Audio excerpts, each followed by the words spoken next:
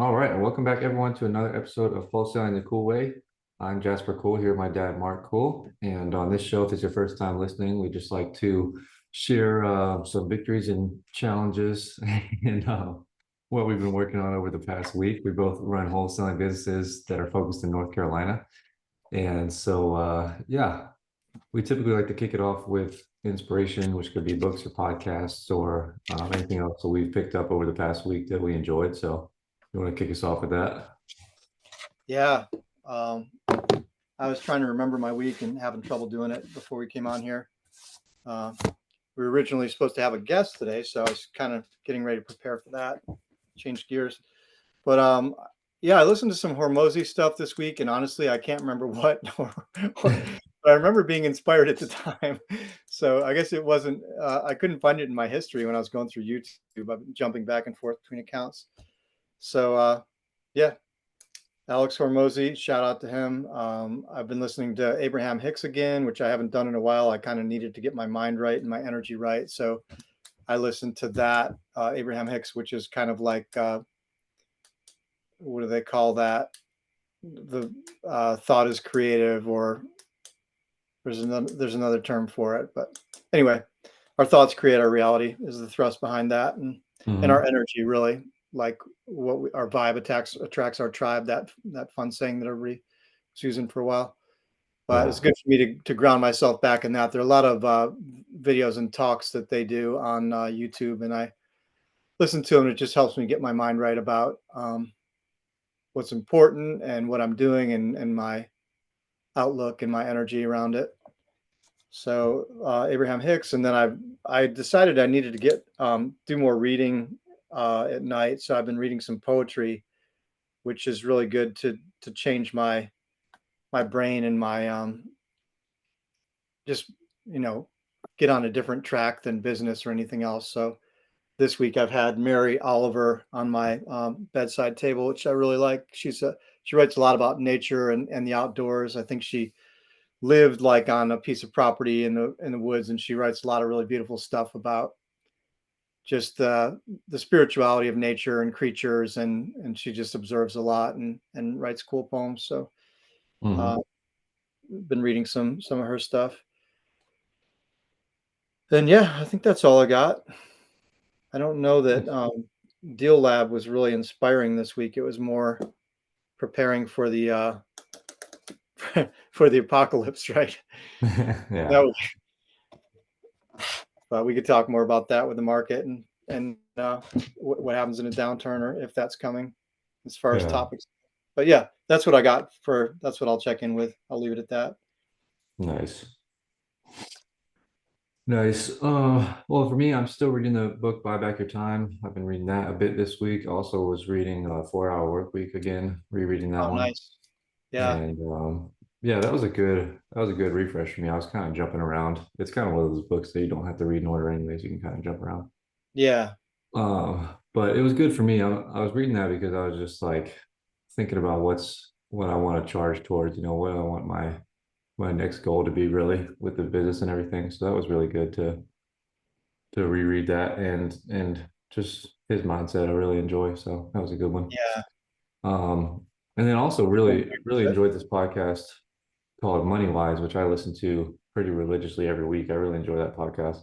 Um, but this one was with this lady who invented a business called Solid Core, which is a Pilates company.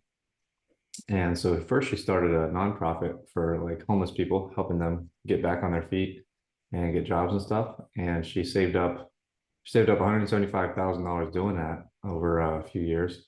And then she put all of that money into opening her first Pilates studio, which became Solid Core. And so I was surprised that it cost that much to open a studio, but I guess with the leases and permits and whatever build out and all that stuff, I guess you can run up a tab pretty quick. But Yeah, and then but she you gotta get people in the door, so you're just money's going out in the beginning. Yeah, Yeah, yeah. And so yeah, so she spent a bunch of money to open her first studio, but she said in their first month they made like $20,000 and then it just pretty much took off from there. And I think she started this like 2018, 2019, like around that time. And she said it was just going really strong. And then COVID obviously knocked her back a little bit. but Yeah. then they pushed through that, and after that she started raising money after COVID. They made it through that year, and she started raising money after that. And she shared something I thought was cool, which is that she raised, I think her first raise was like $8 or $9 million that she got, and she took like half of it off the table for herself. And she said that that's something that's like pretty much unheard of in when you're raising money, that they don't want you to do that because then you're like less invested in the business because you already got a big payday. But she like sold herself and sold it like, no, I'm in this for the big payday. I'm not in this for a couple $1 million. You know, I want to sell this for a multiple or whatever. So she did that, and then like the following year, she raised like double that, like 20 million. And again, she took like half of it for herself, so like $10 million. And she shared with the host, you know, Sam Parr, the dude who does My First Million, he's the host. And so she shared with him that she was really grateful she did it that way because then she got kind of a gradual increase in her wealth. Obviously, those are still huge chunks of change, but when she sold for $100 million, which she sold for, it wasn't as much of a shell shock. Whereas for him, he shared his story, you know, while she was talking, like they were sharing back and forth. And he was like, for him, he did the opposite, where he paid himself like the bare minimum, like 2,000 bucks a month. He was scraping by and living on ramen noodles and stuff while he built his business. And then when he sold his business for 30 million, like he didn't know what to do because he didn't have any money up until then. And for her, it was different. And so she was like, I'm really glad that I did it that way because then it made me not make stupid decisions once I got a really big sum. Yeah. Uh, That's cool. but yeah, it was really cool to listen to. And it Well, was it just probably like, helps your mindset too, right? Like if you know you have $4 million in the bank or $10 million in the bank, you operate differently because you're not absolutely. operating from Yeah. scarcity or fear. You're operating like, hey, I'm good, and where do I go from here? Yeah. It gives you a different foundation.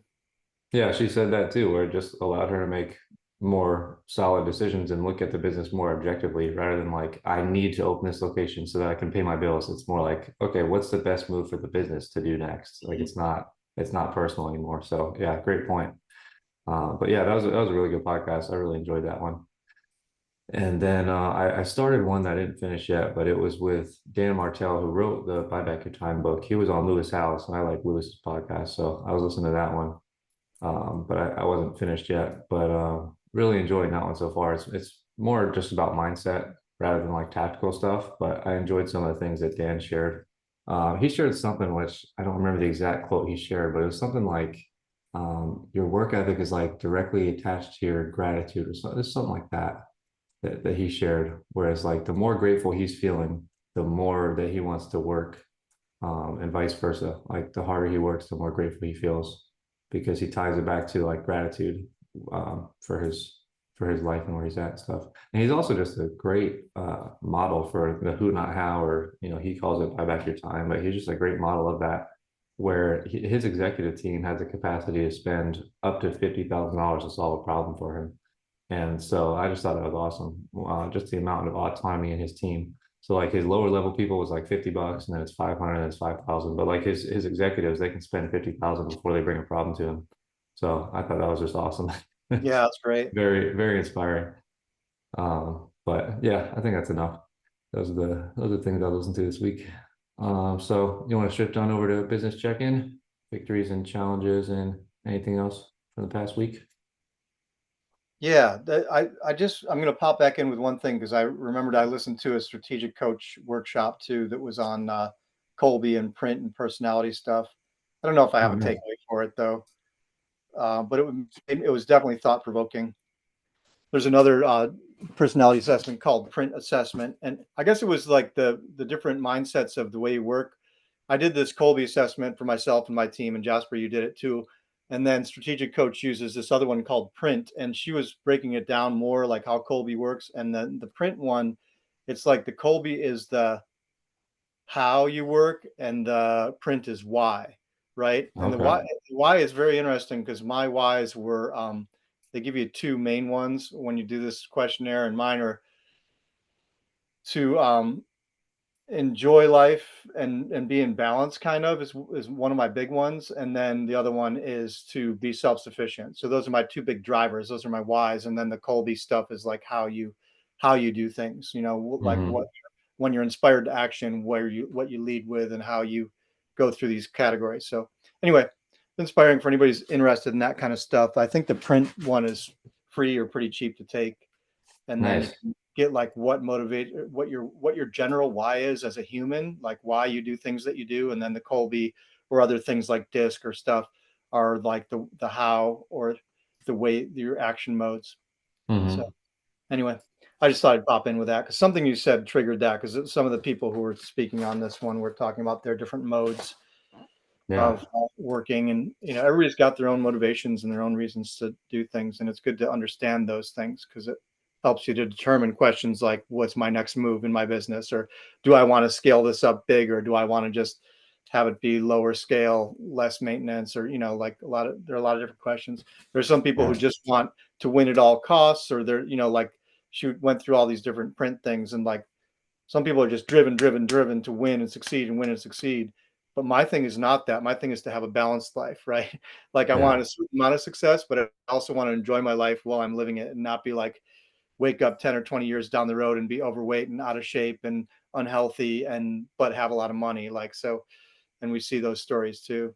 So anyway, uh, so now we're doing business stuff. Yeah. Let's do it. All right. I tried to track. So I guess I'll start with victories and gains. I shared that we started a new executive assistant, and he's been jumping in and helping to like work on some of the bigger issues we've had in our business. So a victory for us is that he's been vetting Podio developers, and he's done he narrowed it down to a couple of guys, and then I did a final meeting with a guy on Friday, and it looks like we'll get started this week with revamping our Podio, which is a huge Nice. victory just because we've had like 2 years of frustration with Podio and like workflows and KPI tracking and KPI reports and stuff that just not been where I want it to be. And the team has had some frustrations with some of the workflows and things, just the day-to-day functioning of some of the apps in our Podio. So I think we're going to be able to get that ironed out within 1 to 2 weeks now.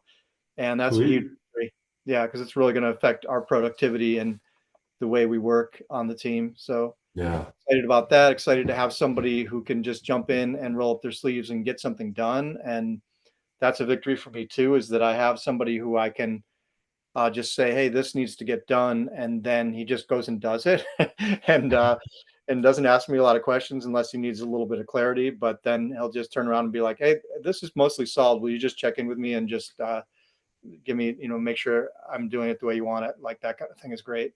Yeah. So we have some other, system stuff in place that's helping us just with simple things. Like I shared with you, Jasper, we switched to LastPass for passwords. So now we have a one catch-all password thing for our team, and we don't have to change passwords all the time if people come and go, or if we give developers or subcontractors passwords. We just have a master password that all of our different platforms are included in. So that was a nice That's great. innovation. Yeah. Yeah, with the list stuff, I mean, maybe this is a topic for later, but we did have a tool implemented there. I guess I can talk about that with just tools and tips and tricks. But he implemented something for our list stacking and filtering as well. So that's great. And then working on our standard operating procedures and process maps and stuff. He's getting into that, which is really helpful. Um, Nice. yeah. So as far as it's like we sold a couple, so that's a victory. And had we didn't close any this week. We had one that should have closed Friday, but the lawyers seemed to get a late start on the day, so I think it'll close Monday. But that's a victory because it's one that has been going on and on for since January with a tenant and all this stuff. Oh gosh. It's actually going to close. It's one I've talked about on this podcast multiple times with the tenant who trashed the place and all that stuff. Yeah. But we're finally closing that. I was hoping it would be done Friday because I know the sellers are ready to be done with it too, and I wanted to get them their money, but I think it'll close on Monday. Um, so we put out 28 offers. We were low on our SMS output last week. We've still been dealing with this list filtering stuff to some degree. So we sent out only 8,000 SMS, which is low. We've been more in the 15 to 20, so almost half of what we've been doing. Hmm. But we did get a 10% response rate, which is great. That's up because we'd had high single digits for a few weeks.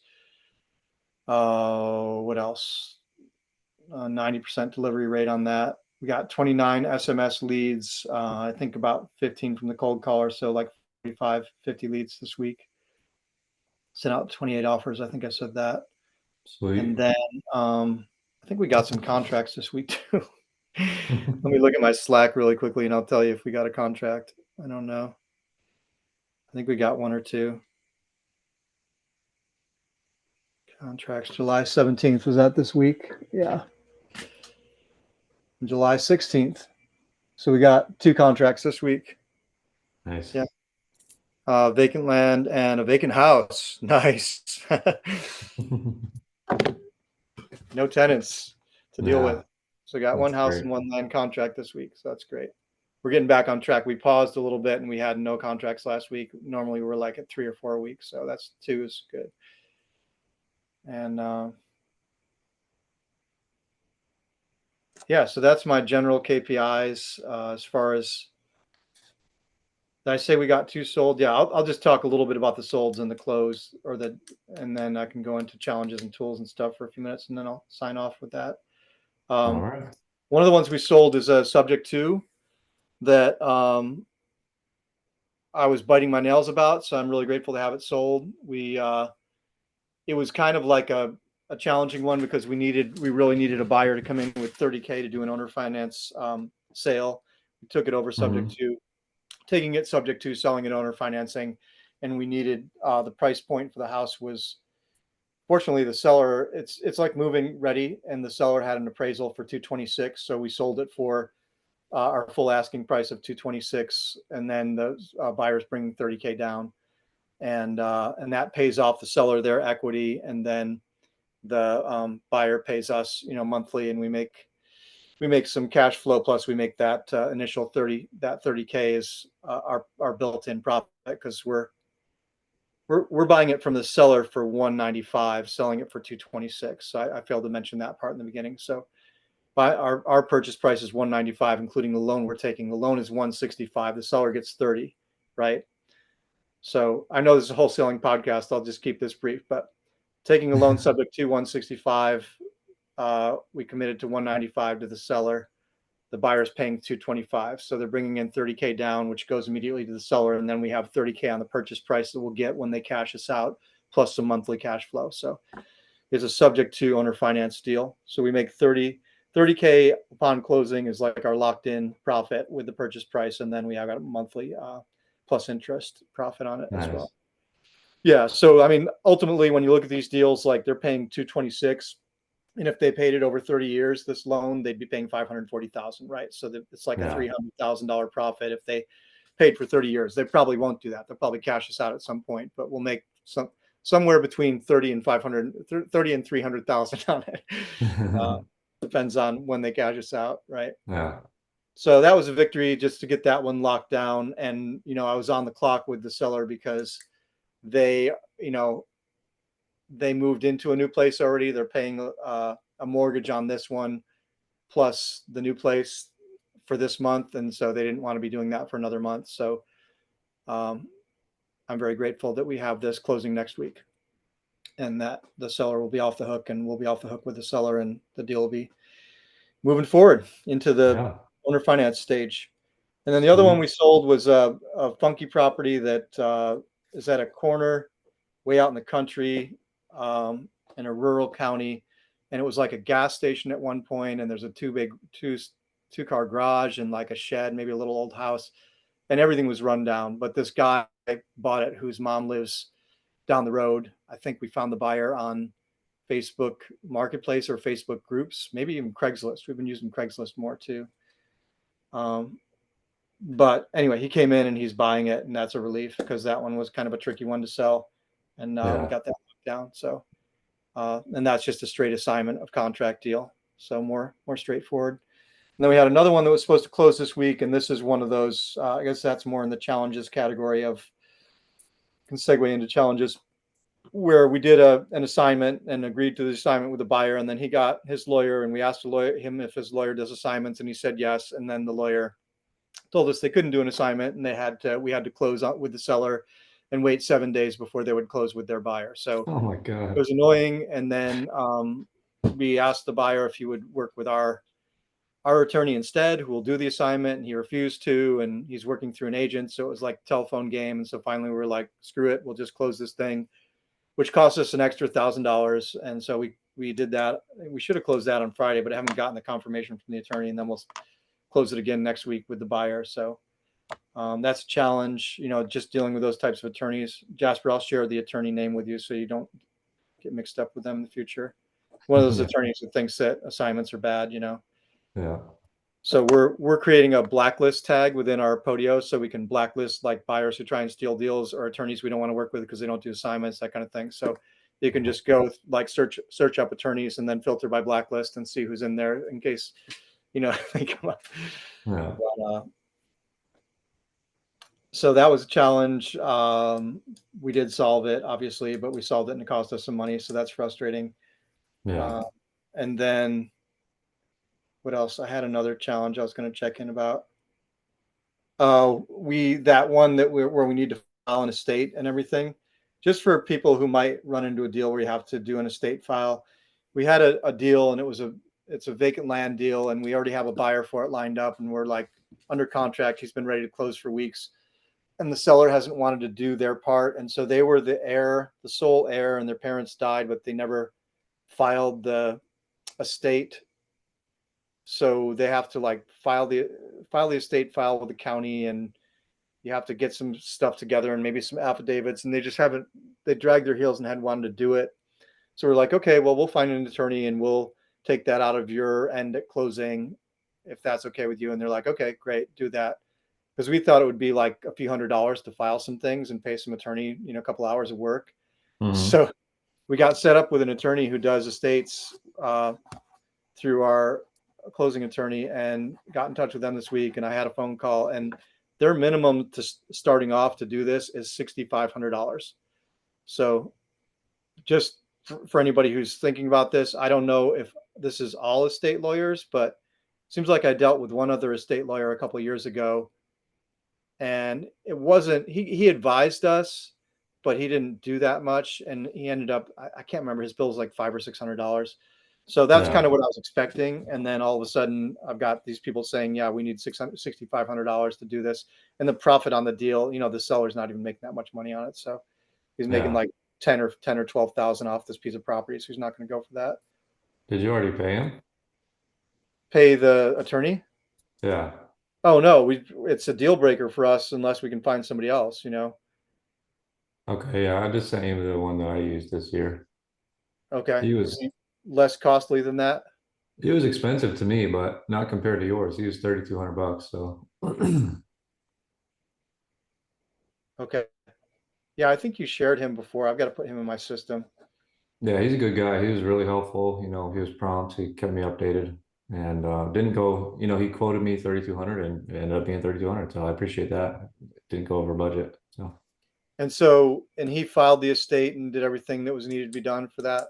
Yeah. yeah, he did everything, and it took a while, probably Yeah, you about have to publish it. I three remember you months or telling so. about this on a previous podcast. You have to publish for a few weeks Yeah, and all that. Yeah. And then after you publish, then you can close it. Yeah. yeah, Okay. but Well, that's funny. He's half the price of this other attorney.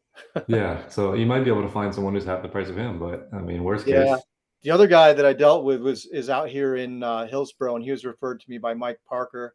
I'll have to see if I can mhm. find his name and see if I can get a quote from him too. Okay, well, that's good feedback. Thank you. So there you go, folks. If you are dealing with a property where you have to do an estate file, we got one quote for 6,500, and then Jasper actually had one completed for 3,200. So you might be able to get it for even 15 to 2 or 2,500. Who knows? Yeah, But I'll have to look and see what the seller's making on this, and see what our profit is on this, and see what the seller will take on in terms of cost, and we might have to eat the rest. But yeah. And in my case, it was the same as you. Like I paid them up front, but I was reimbursed by the seller at closing, so they agreed to pay for it, but I just paid them up front. yeah, I don't think the seller's going to agree to pay 3K. That's why I said the 65 was a deal breaker, because I'll have to look at the deal, but I just don't think they're making that much money on it to make it, Yeah. because they've already said, I don't have the time to do all this estate stuff. Let's just cancel it or put it on the. So then I was like, okay, well, we'll find a way to do it. Mhm. but he doesn't have a lot of patience for doing a lot of this. Yeah.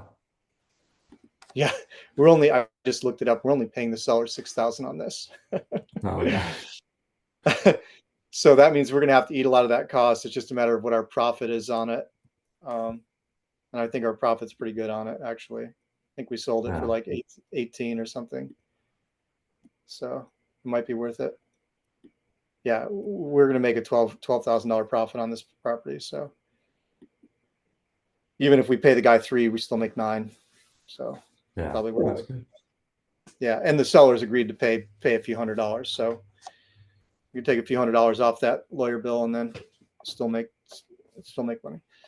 Definitely. Yeah. Yeah, so that's the big one. Other than ghosted seller, which I already checked in about last week, and it's an ongoing issue. It's hardly something for us to even talk about anymore because it's just part of the business. Is that sellers are going to ghost and go with other buyers, and you can file a Yeah. memorandum, threaten them, and you can sue them if you want to. But Matt Larson's opinion on it is that you're never going to catch them. You can sue them, you can get a judgment against them, and you're still not going to probably get any satisfaction. So Yeah. like, why do you want to spend $1,500 and a lot of stress and time and energy? Well, 1,500. I mean, you've spent more than that. I've spent 15. You spent like 25 or more to pursue one of these cases, right? No, I spent like 7,500 bucks. 75. Yeah, but you won and actually made money on it. Yeah. Like the one we spent 1,500 or 15 plus filing fees, maybe 1,800 or something. Partly it's because our lawyer is such a um, person who does things very slowly, doesn't respond very well. Yeah. Um, that we still don't have a result on that, but I don't know that we're ever going to have a result on it. We'll see. So I'm not doing it anymore. I'm not chasing sellers and trying to sue them anymore. It Yeah. feels like a waste of time and energy. But what I did in this case is I have a letter in my drive now that just says, hey, we've been trying to reach you. We were supposed to close on such and such a date. You're in breach of contract. We'd love to work this out and get it closed. We have filed a memorandum as per our contract, and we do have the option to pursue legal action because you're in breach of contract. Please reach out. Send them that letter, and maybe 1 out of 10 people will respond to that. I think I Yeah. actually have had a response to that before, but that's about as far as I go. That's like one step, and then the next step would be to have a lawyer send them a letter, and then to file a thing, and all of it. Yeah. Anyway, we've dealt with this on previous podcasts, so I'm not going to go deep into that. And then yeah, I think that's it. I've got some sub 2 challenges that I can talk to you about, Jasper, but it's probably more of an offline thing since this is a wholesaling podcast. I don't need to go deep into subject 2 challenges unless listeners give us feedback that they want to hear more about that stuff. Mm-hmm. Yeah, I think that's all I've got. We got a couple of solds. We got a couple of contracts. We'll close one on Monday probably and another one on Friday. So that'll be good. Nice. And yeah, and we're humming along with the offers and the yeah, leads are coming back to where we normally are. So that's good. That's all I've got. So I'll turn it over to you to do your business check-in, Jasper. Well, do you want to share about the list stacker that you found?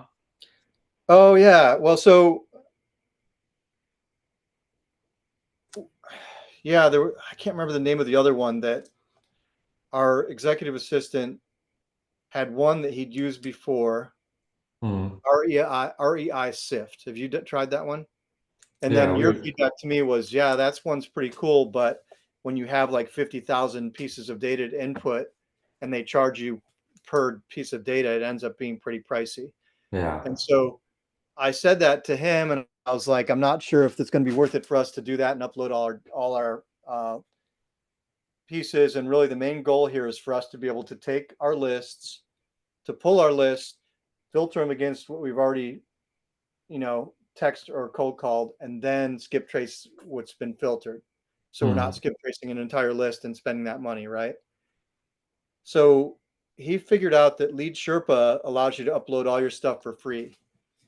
And Nice. it's limited in terms of the filters you can use, but he also figured out a way to use filters where you can just create a tag, I think, that's called bulk. And like every time you upload a new list, every previous list has been labeled bulk, and then you filter it against the bulk tag and you get whatever is not in that database as new listings, and then you skip trace those. Oh, So nice. we're in beta on that right now, but it was cool that he figured that out. So we uploaded all of our lists to Lead Sherpa, and now we're filtering our new lists against what's already in Lead Sherpa, and any duplicates are getting taken out, and then we skip trace the remainder, and then we're Nice. SMSing that SMS or cold calling. So then that's why our texts that are going out are lower right now, because we our lists are smaller. So now it poses a new set of challenges. But anyway, that's the Yeah. tool. So Lead Sherpa, you can upload all your stuff for free, and you can use that as a list filtering system. Nice. Yeah, and they have other plans, but I think when you upgrade Lead Sherpa, you're not upgrading for more list filtering features. You're upgrading for other filters that are Mm. upgrading for other features for texting and different things. So the free version is fine for that. Yeah. So that was kind of a hack that he figured out this week, and we're testing. Yeah. The other thing that we did this week with SMS, as long as we're talking about marketing lists and stuff, is that I don't know if you knew this, Jasper, but Matt Larson has SMS templates in our dashboard on that mastermind too. No, I didn't know So that. yeah. So if you go to they're in the whatever they call our dashboard as mastermind members, and anybody can join this mastermind for like whatever it is, $47, $48 a month. So it's totally worth it. But yeah, he has templates in there, SMS templates, in one of his acquisitions things. And Sweet. so our SMS guy onboarded those, I think 2 weeks ago. And we've been seeing, in split testing, we've been seeing better results with those than some that we generated with ChatGPT and some that we had previously, from other sources. So I think we're seeing some improved results from using his templates. And they're not That's much great. different than the stuff we're using, but they're good, and maybe it's just that we're freshening it up or switching around. But, you Mm. know, obviously he's a guy who drills down on this stuff, and, you know, probably has people split testing templates and all that. So it's a good thing. Yeah. But we're not like getting a kickback from Matt or anything, but he's got a guy who's been doing it for a long time.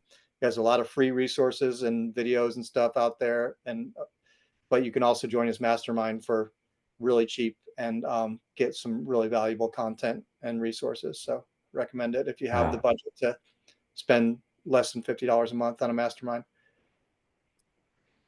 But yeah, that's all I got for now. Awesome. Well, thanks for sharing. Yeah, let us know on the next episode how you like and Lead Sherpa and stuff. That's pretty cool. Yeah, we're testing it. Just this week was our first time testing it, but like I said, then we have smaller lists because we're filtering against everything we've ever sent. So then we have to get creative there. But Hmm. theoretically, the response rate would be going up because we're only texting or calling new leads and not people we've reached out to previously. Right. Yeah. And it should end our duplicates and also save us money on skipping, because we'd just been pulling big lists and skipping them and then uploading them to our text platform. And then the duplicates would get filtered out, but we already paid for the skip. So now we're saving money on the skips. Yeah. That's awesome. Yeah. Which is a big expense. We spend thousands of dollars on that every month. It is. Yeah. Hmm. Sweet. Well, thanks for checking in. Yeah. We can switch over. I'll pull up my stuff. Let's see. It was a good week this week. We had a bunch of carryover from deals that were supposed to close last week. So, That's always nice. Yeah. but they actually did close this week, so that's nice. But for the numbers this week, I'll just check in real quick on KPIs. We got 152 leads, 121 offers made. We ended up with 3 contracts, only sold one this week. Thank you. I only sold one this week, but it was still a victory because that was one I was working on since the beginning of this month, trying to get that one sold. Unfortunately, it was just not a good deal like I thought it was. It was, North Durham, thought it was going to be an awesome, like Oh yeah.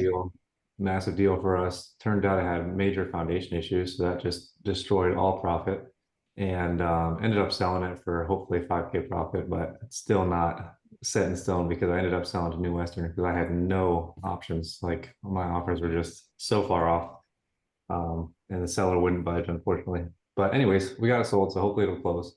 So that's still a victory to get that one sold. And then for closings, we went 5 or 7 this week, which is Wow. nice. Closed After, 5 this week.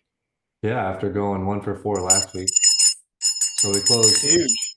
we closed 2 deals this week technically, because we were supposed to close 3 of them last week. So, but we still ended up with 5, which is nice. Yeah, Just that's a just big to week. just to carry over. Yeah. And so one of those is a JV, which is like my first JV I've done all year, besides doing JVs with you. And like it was my first JV that I did like the other end of it, if that makes sense. Like where I was the one finding the buyer and stuff. So it was a smooth one, which is nice. Doesn't really make me want to do more of them, but it was still fun to have a free deal come in. That's always good. And then yeah, I don't know. I don't know if I should do a breakdown on all of these deals. That would take forever. Uh, but on one of these deals, it was really nice to get it closed because we made a mistake on the front end. So we contracted this deal with the seller, and we didn't get both signatures for the husband and wife. And so then when we got closer to closing on it, the seller was asking for like a cash advance because she needed to pay for movers. She didn't really have the money to do it. And so we gave it to her. But then after we gave her the cash advance, I was like, yeah, so, we're just going to need your husband to sign these closing docs and we can close next week. And she was like, oh, well, good luck with that. And I was like, oh, okay. So that was a big mistake that I just made by sending her this money. So long story short, we ended up getting this dude, and he was living in Alabama. He wants nothing. They want nothing to do with each other, and Yeah. so we ended up tracking him down, and we got it closed this week. But it was a little bit stressful because I had sent her some money. So, lesson for Did me he is ask just, for oh, money out of it? The Did what's the husband that? ask for money? Well, I mean, they're not divorced, so they split the proceeds at Well, he was closing. going to get part of it, so he was Yeah, okay with he sales was gonna price. get half. Yeah, he was gonna get half anyways. But yeah, I made a mistake in sending her this money because I tend to be just trusting with people. But then when I had sent her the money and I talked to her after I sent it, I was like, hey, just let you know, we sent over the funds and everything. And we just need your husband's contact info to get ready for closing. She was like, oh, good luck with that. I was like, oh, wish I knew that before I sent the money. So Yeah. I was a little bit concerned, but we ended up closing it out, and so that felt good because we got our assignment fee, and then we also got reimbursed for giving her the money up front, some of that money up front. Uh, so that was good. So he was And fairly then, cooperative once you got a hold of him. yeah, he was super easy to work with, which is nice. He Nice. was much easier to work with than her, which is funny. She was like kind of high maintenance. But anyways, yeah, that was awesome to get that one closed.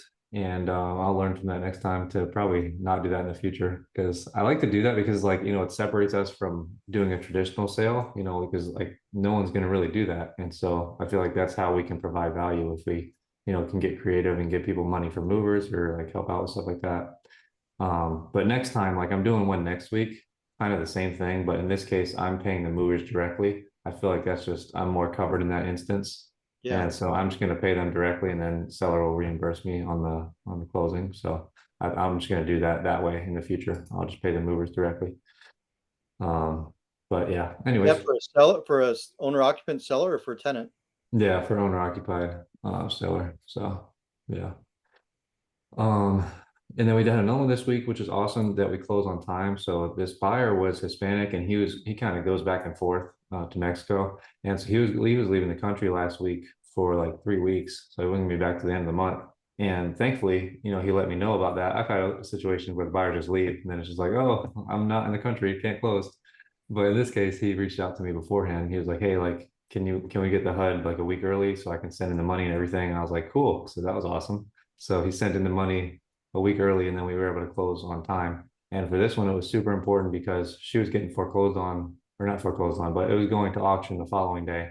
And so we closed it and stopped the auction and all that stuff. So that was good.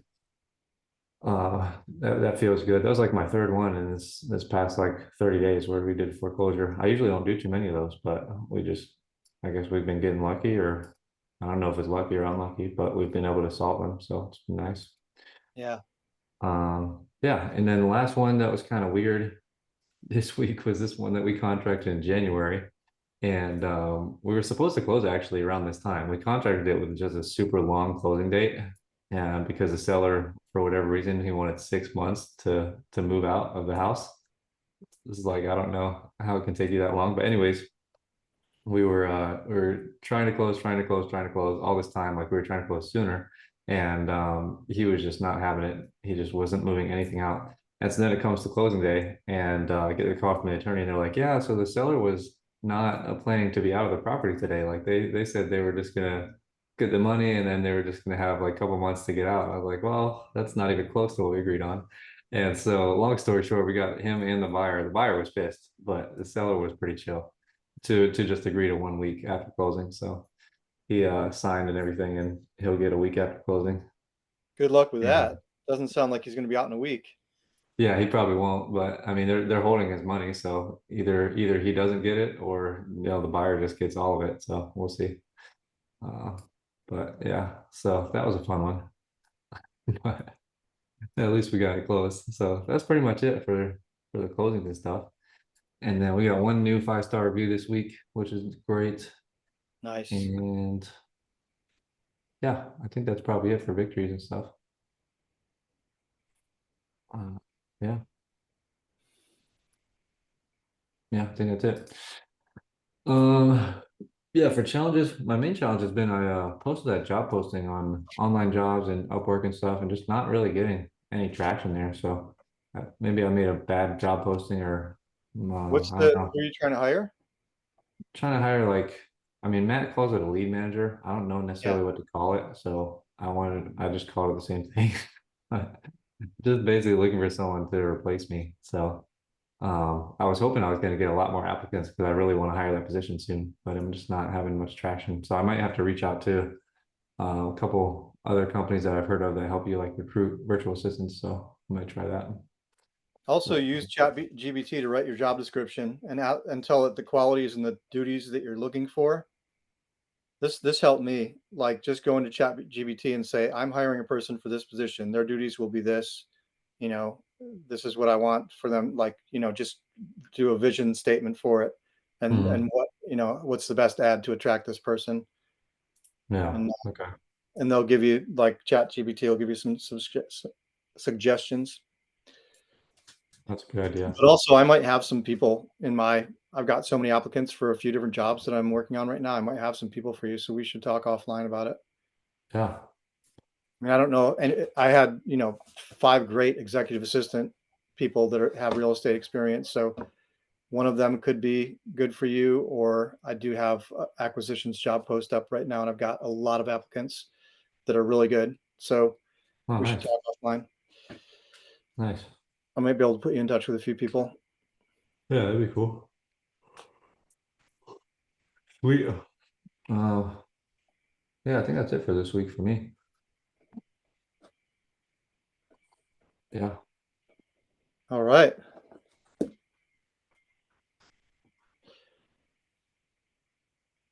yeah, I guess time to that's it. wrap it. Yeah, I guess we'll wrap it up. So, All right. yeah, I don't know if I have any quotes to close it out. I think I actually did have a quote that I want to share with you. I screenshot a quote this morning when I was looking at Instagram. This is a Stoic quote. The key is to keep company only with people who uplift you, whose presence calls forth your best. Epictetus, one of Yeah, the Stoic philosophers. that's a good one. Yeah. Yeah, I had this one. Yeah, here we go from Albert Einstein that I heard this week. He says reality is merely an illusion, albeit a very persistent one. Yeah. I like that one. I've never heard that before. I like that one. He But also yeah, says creativity is more important than knowledge, right? yeah, definitely. Something like that. Well, I guess we'll wrap it there then. For anyone who's listening, thank you. And feel free to leave some Oh, comments we or had one comment I forgot. oh, okay. Sorry. Let's do it. Let's pop in there real quick. If I can jump on to our podcast feed really quickly, view your channel. Um, Sorry, it'll take me just a second to get to the podcast. That's all good. Uh,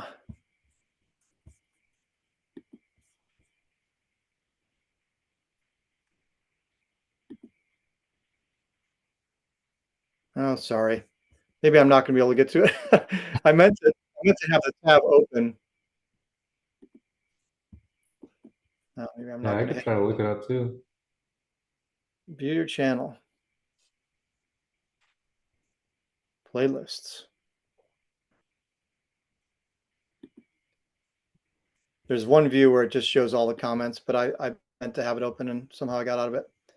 Oh, it's okay. Anyway, if I remember it correctly, it was, have y'all heard of Enzo Dialer? Um, have you heard of Enzo Dialer? I have not. No, I don't know. I don't know what that is, but I'll definitely look it up.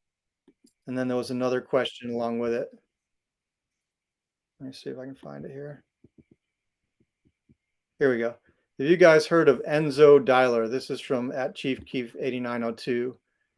So I haven't heard of it, and Jasper hasn't heard of it. And then the other one was, would you guys recommend hiring cold callers from an agency or always in-house? So Jasper, you want to speak to that one?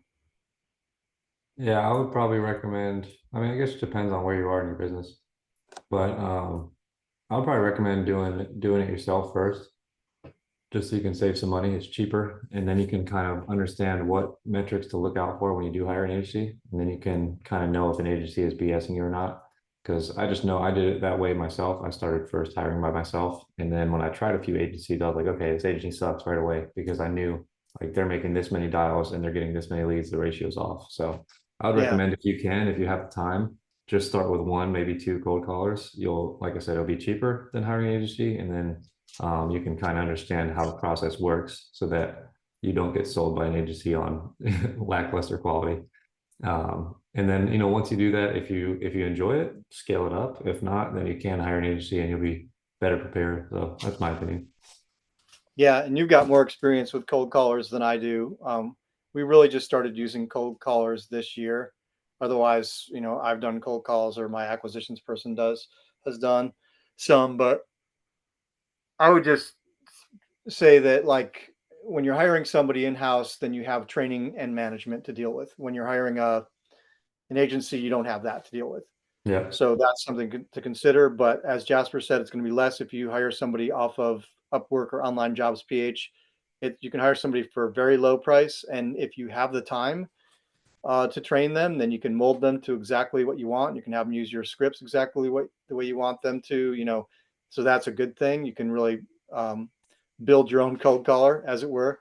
Hmm. Uh, you can also hire people with experience who can help you out if you're still new. Like, they can probably show you some things. And then I just want to reiterate or double down on what you said, Jasper, about just knowing your metrics, because Matt Larson talks about this too. Like, if people are boasting that they're making X number of dials per day, there's a sweet spot there. You don't want to be making 5,000 dials per day, because that means you're not talking to anybody, right? Yeah. So there's a number of dials per day that allows for, a number of conversations that take however many minutes. And so you have to be in that sweet spot where people are not just hitting the metric of making dials, but they're actually talking to people. So the more important metric is really how many people you're talking to or voicemails you're leaving, not how many dials you're making. So if you are Yeah. hiring a service, you want to be aware of that. Like, the most important metric is how many leads you're generating, and then what's the quality of those leads. But then beyond that, it's just talking to people. How many people you're talking Yeah. to, how many numbers are you dialing? Anybody can dial numbers all day. That's not something to boast about. Yeah, those are great points. And I mean, I would say, as an overarching, like as a more simple answer, if you have more time than you have money to invest, then hire your own cold caller, spend the time to train them and stuff. But if you have less time and you have funds to invest, then try an agency out because then, like you said, it's much less time intensive. And if you do hire an agency, I would just say make sure it's not one of those agencies that tries to lock you into like a 6 month or 1 year contract. Just make sure it's month to month, because I found typically if they do try to do that, they're typically not the best. And then you're locked in for 6 months. And if you find out in month one they suck, then you're kind of like kind of screwed there. So just make sure Yeah. it's somebody that you can kind of do a month by month and try them out and see how you like each other. If somebody's providing quality, they shouldn't have to lock you in. They should be Yeah. confident in their quality and be like, yeah, absolutely. If you're not getting results, we'll cut you loose. Yeah. And lastly, on this question, just a few that we've tried. I've tried Call Geeks. That's who I use right now. They're totally hands off. I know that Matt has one that you can do by week. So I think that's like the least, I guess, what's the word I'm looking for? Like commitment, Yeah. least commitment of all these options. Like you can just pay him by week and he'll just send you leads. And that's So under rapid assistance, right? Isn't that what that's yeah, called? Yeah. I haven't used that one yet, but if for someone who's like just trying to sample, I think that's probably the best option because you can literally do it week by week and just try it out. But Call Geeks, Matt Larson with Rapid Assistance. There's another one called Hyper Callers that I tried out, and I don't know if you have any others that you've tried out, but those are some of the agencies that I've I've only heard tried about. rapid assistance and Call Geeks. We're pretty happy with Call Geeks, and we've been happy with rapid assistance too. So I Nice, recommend both of them. Yeah. yeah, All right. Well, awesome. that's it. I'm glad we remembered that. Sorry, it took me a minute to get to the question, but thanks Yeah, for no, always, good catch. yeah. Good catch remembering that, and appreciate you guys for leaving comments for the Enzo dialer. I'll check it out offline, and maybe we can touch back next week if it's looks like something that's interesting. But appreciate the comments, and anyone who's listened this far, leave some comments or questions for next week, and we'll get to them at the end. And yeah, thank you. We'll see you on the next episode. Yep.